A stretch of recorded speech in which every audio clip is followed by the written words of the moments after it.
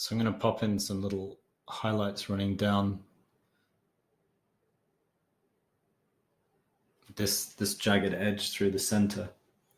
So those highlights just are looking, as I say, for like generally the right hand edge of the crack will be lighter because it's catching light from that left hand side. Then the right hand edge will be the left hand edge will be darker, right hand edge will be brighter. So it means that crack starts to interact more with the light source rather than just being like a dark sort of scribbly line like it was originally.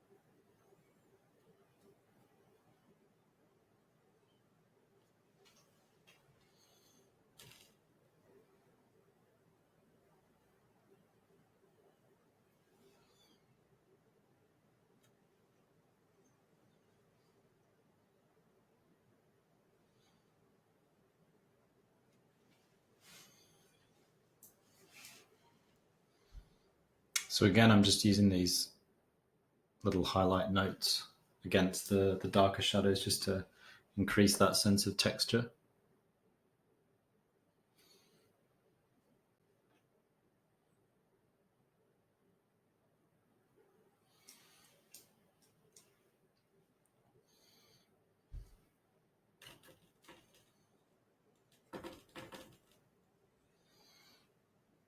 And I also just want to soften, so this whole edge of the eye hole on this right hand side,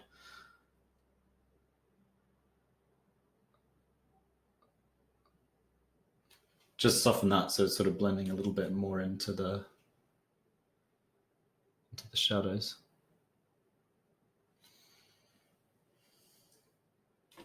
Rather than it being such a sharp edged line, I want it to be a little bit softer and slightly broken as well, so a little bit more texture along the edge. Which means it's okay to sort of use slightly scrubbier brush strokes because that, as I say, increases the sense of texture.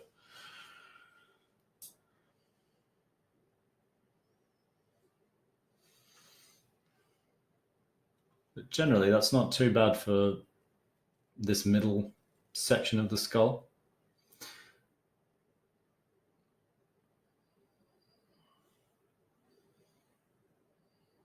I'm just going to lift a little bit more light tone running up.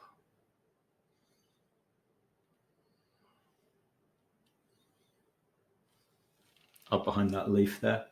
So by making that lighter tone run behind the leaf, it just sort of exaggerates the sense that the leaf is in front, because everything that's happening behind the leaf makes sense, if that makes sense.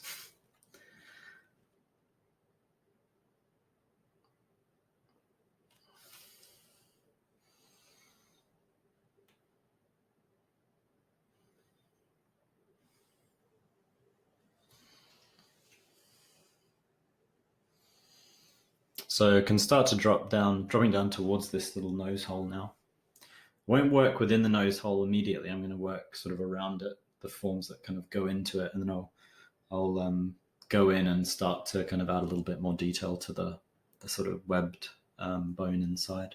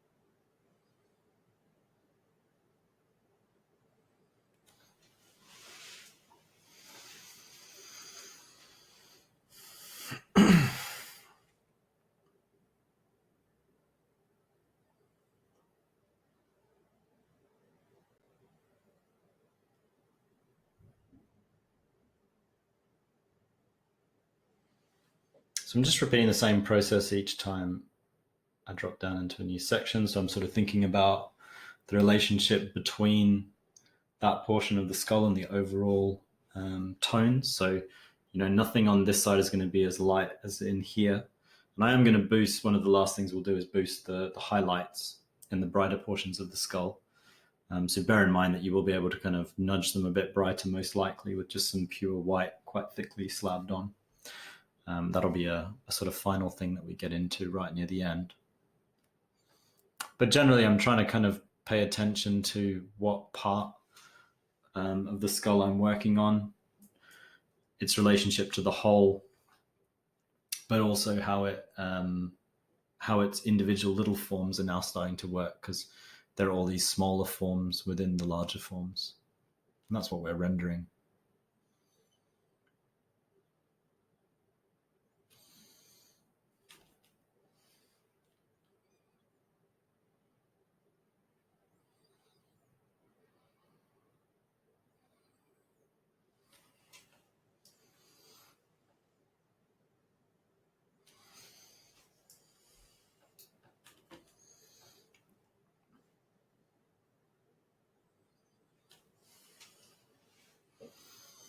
One thing that you should start to develop the more you practice is you'll sort of remember where you had mixtures on your palette from one section. So, if I've got a lot of gray, various types of gray mixtures on my palette right now. And when I look at my painting and I think I want a darker gray that looks like this, I can pretty much match it quite quickly with something on my palette. And then just pick that up from my palette and place it once I have this many mixtures. And I'm only ever adding like a small amount of paint each time. So I just need to pick up a little bit of the paint, the color that I need, get that placed.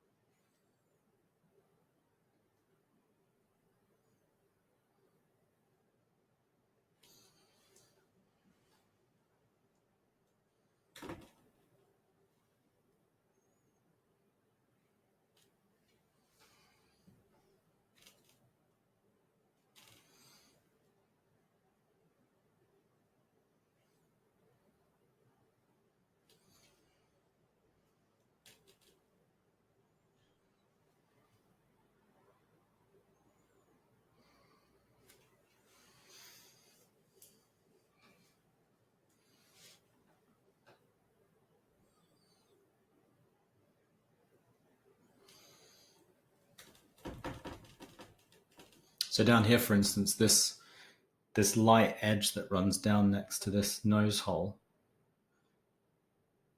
needs to be light, but it doesn't need to be anywhere near, say, pure white, because it's not catching as much light. It's on the other side of the skull.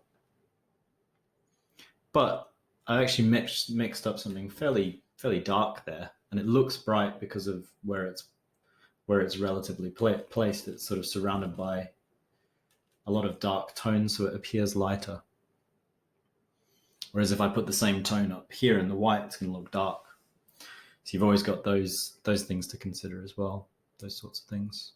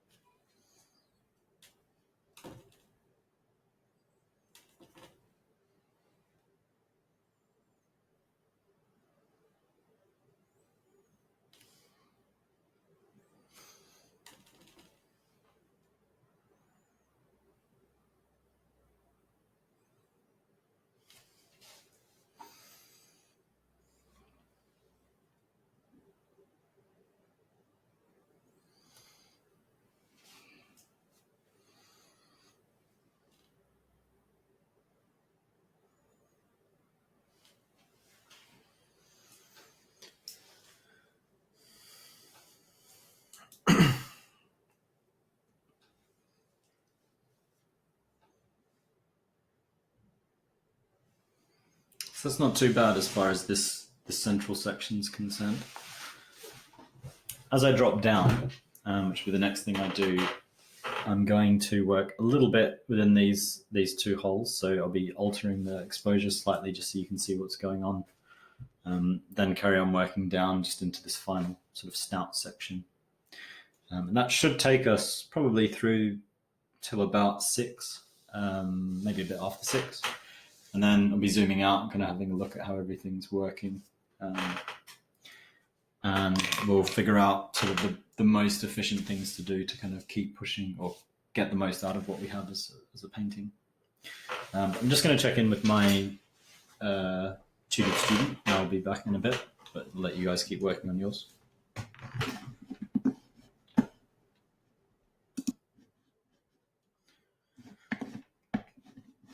just going to pin my video.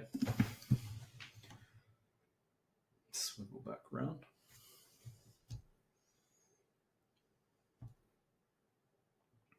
So, should hopefully see most of these forms are now a lot more, substantially more developed than they were at the beginning of the day. I'm just going to zoom in. So for the next section, because I'm going to be working in these darker bits, I'm going to zoom in. I'm going to increase the exposure a bit. So the lights are going to kind of blow out slightly, but you'll see more of what's going on in these shadows.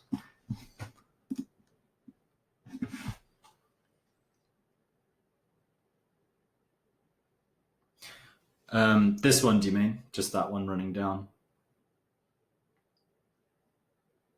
Yeah, so this, yeah, Anne just asked if that was just a line. At the moment, this is just a line. But let me have a look. When we get to it, I'll probably be kind of just making a little bit more sort of ins and outs, bits where some parts of it goes a bit thicker and thinner.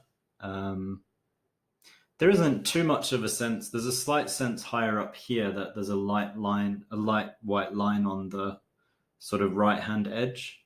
But across here, it's kind of like a flat plane almost that cuts across. So it's not got as much in terms of the kind of dark and light highlights that you get. Oh, sorry, I just realized that I'm not viewed. So where the crack sort of runs up here, it's sort of a bit more varied, and I'll do that as I drop down to the lower section.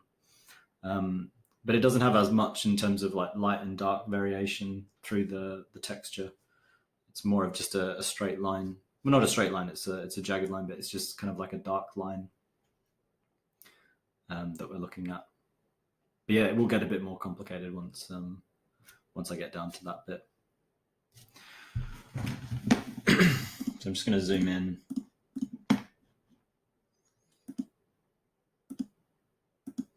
As much as I can on these bits.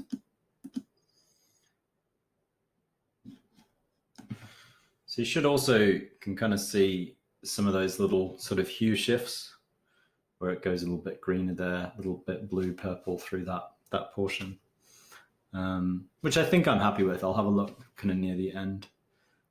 It does sort of make the white a bit more interesting. It makes it a bit less all just like a grey colour, because you can imagine you could paint the skull just as burnt umber, black and white, but it remains quite simplistic, whereas if you start to incorporate just little hue shifts, incorporating some of those other colors like the leaf colors or blues into the burnt umber, it creates just a bit more of a kind of varied texture or varied color texture. So I'm just going to turn my exposure lock off and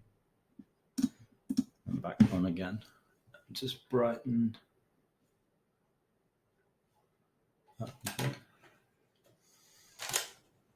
So this will have been blown out now, but you should be able to see a bit more of what's going on in this shadow as I work on it, because I'm going to render that out.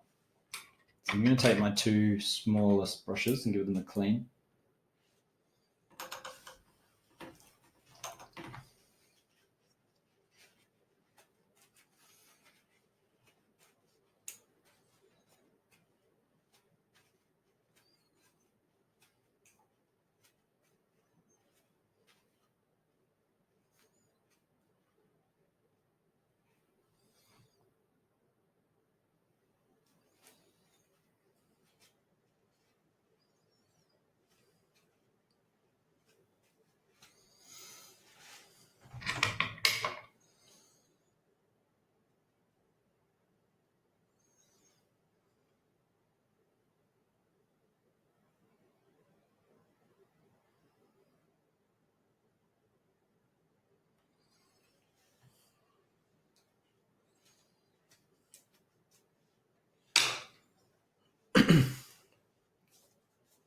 So mostly with the shadow, all I need to do is get a completely clean brush. I'll try to get my brushes as clean as possible.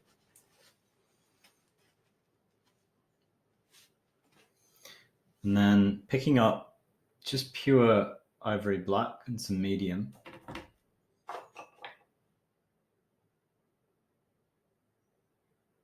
Within the shadow, I can just sort of go in and just map out those parts which I want to just be absolutely dark.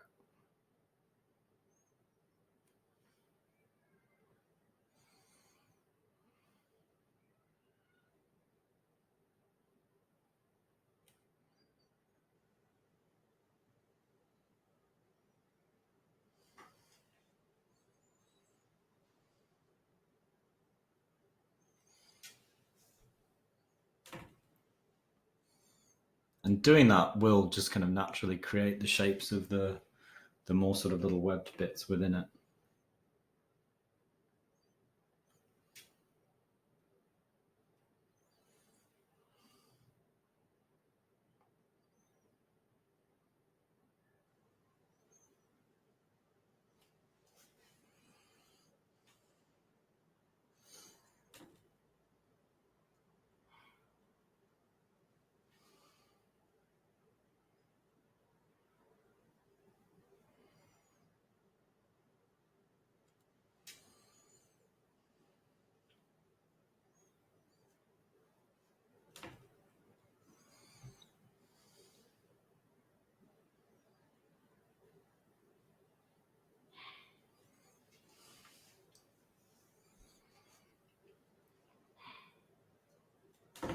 And then out of those sort of dark black tones, I can start to blend just some slightly lighter sort of burnt umber mixed with a little bit of cad red or cad yellow, just for the lighter tones within that shadow.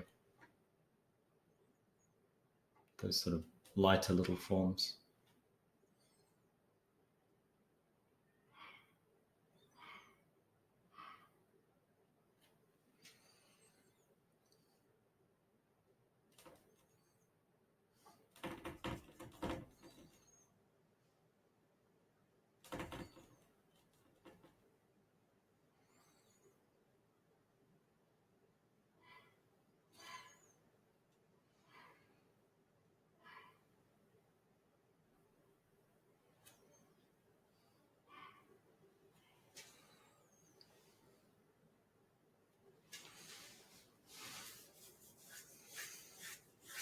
So yeah, about you can do it. I could do a little bit more than that, but about that's pretty sufficient for the amount of detail necessary just in that shadow.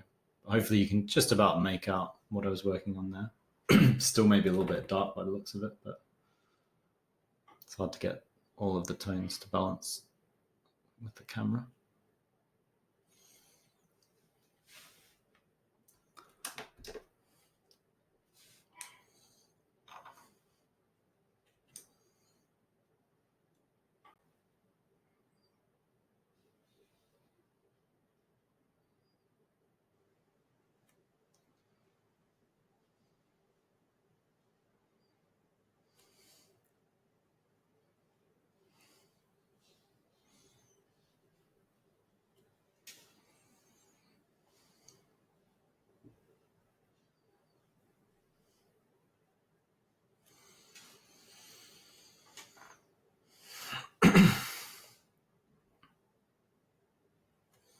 I can also just, while it's lit, take the opportunity to just go through, and I would just want to fiddle slightly with this shadow edge. So I get the feeling that it's exaggerated by the tilt of the camera, but the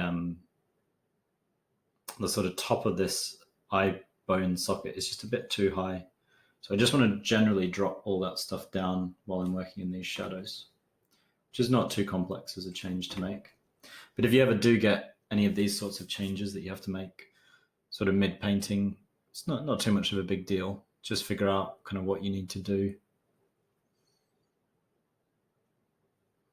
what the sort of most efficient way of making that change is.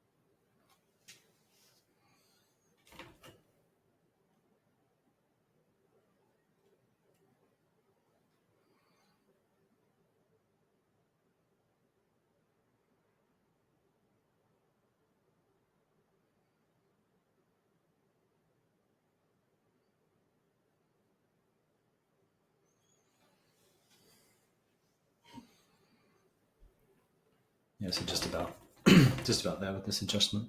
Did end up being fairly significant, but it will make a difference to the overall balance of the forms. The other kind of wrapping form we don't see because it's sort of buried into the shadows behind. So we just get this kind of, it's like merging, but we will catch a little bit of it when we go in and do all the darks, because the really dark tones will sort of suggest what's going on in the skull forms behind.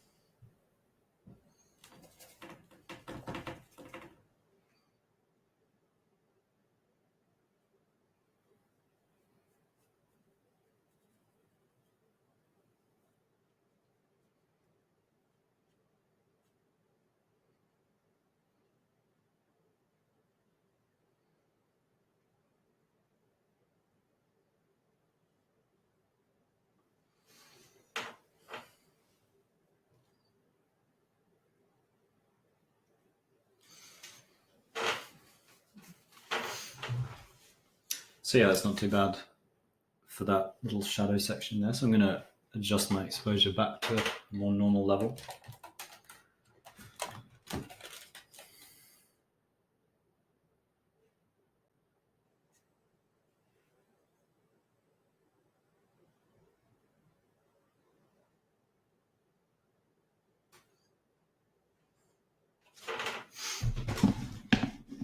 And just zoom back out a bit as well.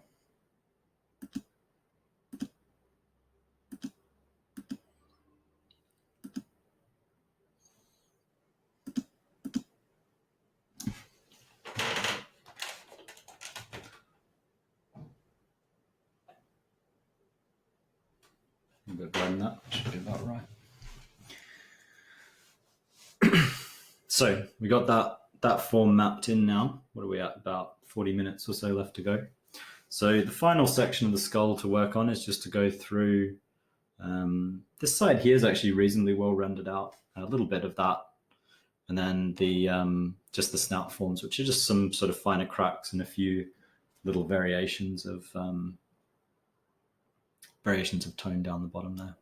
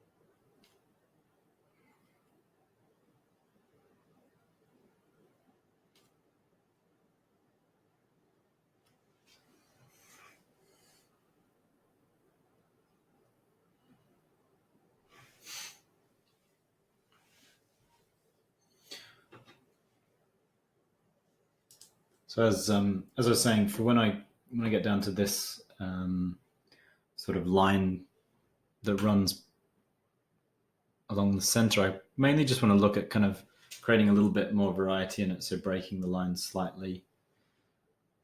Some bits where it's maybe a bit more, it angles back and forth, or it gets a little bit thicker and those sorts of things. Just enough to kind of give it a little bit more variation. As I say, you don't want things, nothing's ever going to be sort of super regular at any particular point.